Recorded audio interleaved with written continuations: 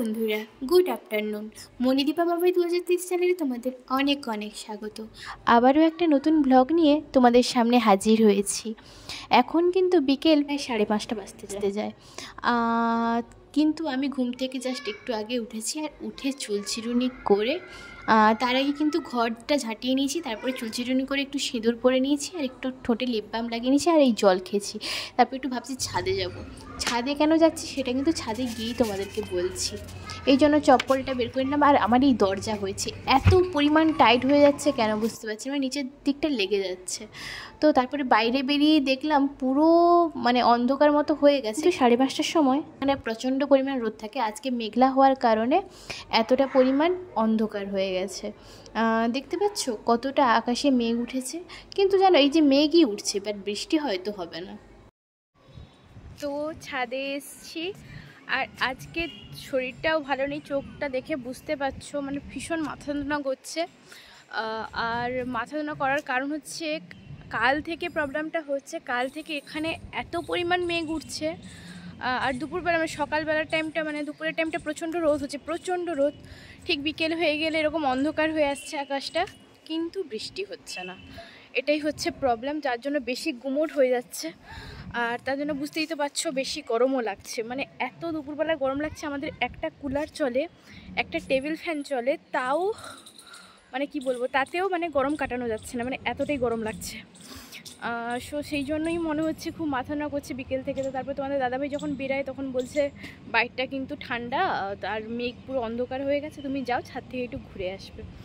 তো সেই জন্য ছাদে এলাম, আর ছাদে ওঠার পর থেকেই একটু ঠান্ডা ঠান্ডা লাগছে, একটু কি বলবো, শরীরটা একটু শান্তি লাগছে। মাথা যন্ত্রণা যেন মনে হচ্ছে পরপর কমছে। ওই জন্য তোমাদের সঙ্গে তোমাদেরকে ঘুরতে ছাদে নিয়ে এলাম। আর তারপরে আজকে সেরকম রান্না, এখন কিন্তু অনেক বেজে গেছে, যদিও মনে হচ্ছে বিকেল, কিন্তু প্রায় 6টা বাজতে যায়। 6টা বাজতে যায় বলতে 6টা বাজতে আর 2-3 মিনিট মতো বাকি আছে। তো আমি গেলে তোমাদের দাদাভাই বলছে প্রচণ্ড গরম পড়েছে, একটু জল ঢালা ভাত খাবো। আর আমি জানো তো আমি ওই সকালের ভাত রেখে দিয়ে তারপরে জল ঢাললে আমার সেটা খেতে ভালো লাগে না। আমার ওই গরম ভাতে জল ঢেলে এক্ষুনি ভাত করব, ভাত বসিয়ে জল দেবো, দিলে সন্ধ্যাবেলা খাবো, ওটা ঠিক আছে। কিন্তু আমার গরম ভাতে জল ঢালা খেতে ভালো লাগে, তো ওই জন্য ওরকমই করব। আর সেই জন্য তোমাদের দাদাভাই বললো প্লেন জল ঢালা ভাত করো, একটু আলু মলা আর মাছ আছে, মাছ ভাজবে। আমি বললাম ঠিক আছে চলো, এইরকমই আজকে খাবো। আর এই গরমে এটার মতো তৃপ্তি খাওয়ার আর কিছুই নেই, কিছু হতেই পারে না। তো আমার মতো কার কার তোমাদের এরকম জল ঢালা ভাত খেতে ভালো লাগে কমেন্ট করতে একদম ভুলো না। আর তোমাদের ওদিকে কি বৃষ্টি হচ্ছে নাকি এখনও প্রচণ্ড গরম আছে সেটাও কিন্তু মেসেজ করো।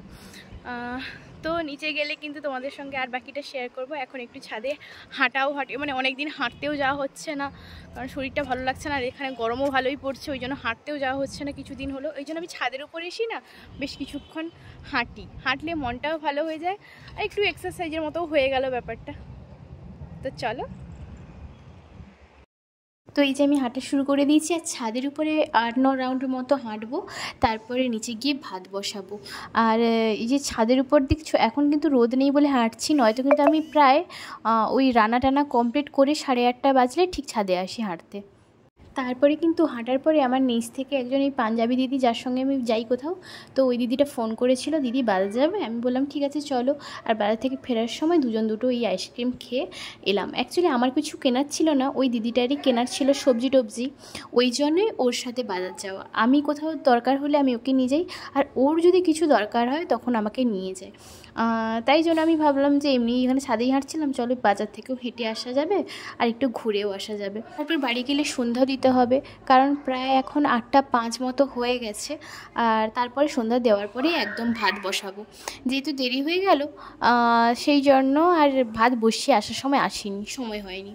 তো এরকম টুকটুক করে বাড়ি পৌঁছে গেছি, আর বাড়ি পৌঁছে এই যে দেখো সন্ধ্যাটাও দিয়ে দিয়েছি। আমি কিন্তু এক সাইডে তখন ভাত বসিয়ে দিয়েছিলাম সন্ধ্যা দিতে আসার আগেই।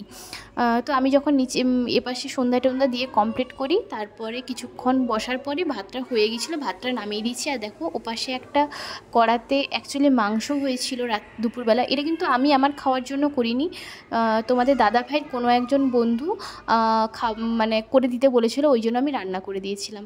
আর তারপরে যেহেতু আলু মলা করব, আর আমাদের বাঙালিদের একটু আলু মলাতে পেঁয়াজ লঙ্কা ভাজা ছাড়া হবে না। আর আমি পেঁয়াজ লঙ্কা ভাজতে ভাজতে তোমাদের দাদাভাই চলে এসেছিলো, আর এসে সে কিছু কথাও বলছিল, এমনি জাস্ট এই যে আমি ভিডিও করছিলাম সেইটা নিয়ে। তারপর একটা ভালো জিনিস দেখতে পেয়েছিলাম, এই যে দেখো এইটা কিন্তু একটা ছোট্ট স্পিকার। আর আমি এতদিন এসেছি কোনোদিনই দেখিনি এই স্পিকারটাকে, এটা তোমাদের দাদাভাইয়ের ট্রাঙ্কের মধ্যে ছিল। আর দেখতে কিন্তু সত্যি খুব কিউট লাগছে। ও স্যার, এতক্ষণ কি বলছিলেন আর একবার বলুন। বলো বলো। কাল সকালে উঠবে, সকালে উঠে 4টার সময়। আচ্ছা, চা করবে, চা করে ডাকবে, ডেকে উঠবে রামনাম স্যার চা, তারপরে চা খাবো, তারপরে চা খাওয়ার পরে ঝাড়ু পূজা করবে, ঠিক আছে। ঝাড়ু পূজা করার পরে ব্রেকফাস্ট করবে, তারপরে রেডি হয়েছে ব্রেকফাস্ট করবে, তারপরে তোমরা শুনলে তো তোমাদের দাদাভাইয়ের বক্তব্যগুলো। অ্যাকচুয়ালি ও যখন লাইনে থাকতো, মানে যখন আমি এখানে আসিনি, তখন কিন্তু ওদের এই সবই চলছিল, ওই জন্য ও আমাকে যা শুনিয়ে দিল। তোমাদের দাদাভাইয়ের সঙ্গে বক বক করতে করতে চলে এলাম রান্নাঘরে মাছ ভাজবো বলে, কিন্তু মাছ আর ভাজা হলো না, হলো ডিম ভাজা। কেন বলো তো? তোমাদের দাদাভাই বলল এখন আর মাছ ভাজা করতে হবে না, ডিম ভেজে ফেলো। কারণ সকালবেলা আমি একটু বেগুনি করেছিলাম, ও বললো বেগুনি যেহেতু আছে তুমি ডিম ভাজো, মাছ ভাজা খাবো না। তাই ফ্রিজ থেকে বের করা মাছটাকে আবার সুন্দর করে ফ্রিজে ঢুকিয়ে দিলাম। তো তারপরে দুজনের দুটো ডিম ভেজে নিলাম। আর তারপরে এই আলু মাখাতে বসছি। এই যে আমাদের বাঙালিদের লাল লাল আলু মাখা, এটা কিন্তু দারুণ লাগে আমার। তোমাদের কেমন লাগে বলো।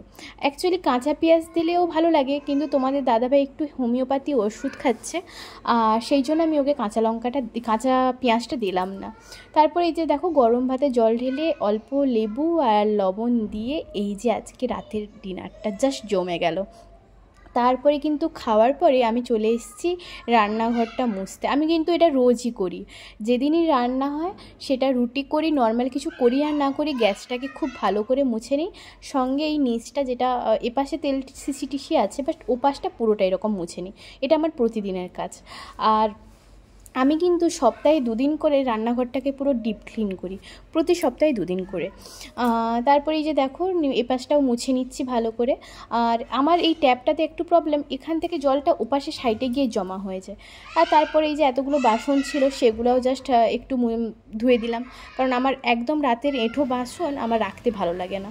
তারপরে এই যে দেখো পুরো কমপ্লিট করে নিয়েছি, এদিকে গ্যাস মুছে নিয়েছি, সেদিকে বাসনগুলো ধুয়ে নিয়েছি। তারপরে রান্নাঘরের পর্দাটা টেনে নিলাম। এখানে রান্নাঘরে জানো তো জানলা নেই, জানলা আছে বাট জানলার জন্য দরজা নেই, তো সেই জন্য পর্দা রেখেছি আমি, ওই পর্দাটা টেনে রান্নাঘরের দরজাটা লাগিয়ে নিলাম। তারপরে কিন্তু লাইট অফ করে চলে এলাম শুতে। আর এপাশে কিন্তু তোমাদের দাদাভাই আমার একটা কাজ কমিয়ে রেখেছে, ও কিন্তু বিছানাটাকে সুন্দর করে ঝেড়ে গুছিয়ে শুয়ে পড়েছে আর নিজের পিসিমণির সাথে কথা বলছে। তো তোমরা দেখলে আমার পুরো কাজ কমপ্লিট, আর আমি একদম ঘেমে আর মানে নেই, স্নান করব না তো বাথরুমে একটু গায়ে হাতে জল নিয়ে নিব, না তো প্রচণ্ড আজকে গরম হয়েছে। তোমাকে বললাম না আজকে ভীষণ গরম পড়েছে, 2 দিন হলো। তো ড্রেস চেঞ্জ করে স্নান করে তারপরে ঘুমোবো। তো পুরো কাজ কমপ্লিট। আজকে আমি তোমাদের সঙ্গে পুরো রাতের মানে আমি বিকেল থেকে রাত পর্যন্ত ঘুমোতে যাওয়া পর্যন্ত কি করি না করি পুরোটাই তোমাদের সঙ্গে শেয়ার করলাম। তো ব্লগটা কেমন লাগলো কিন্তু কমেন্টে জানাতে একদমই ভুলো না।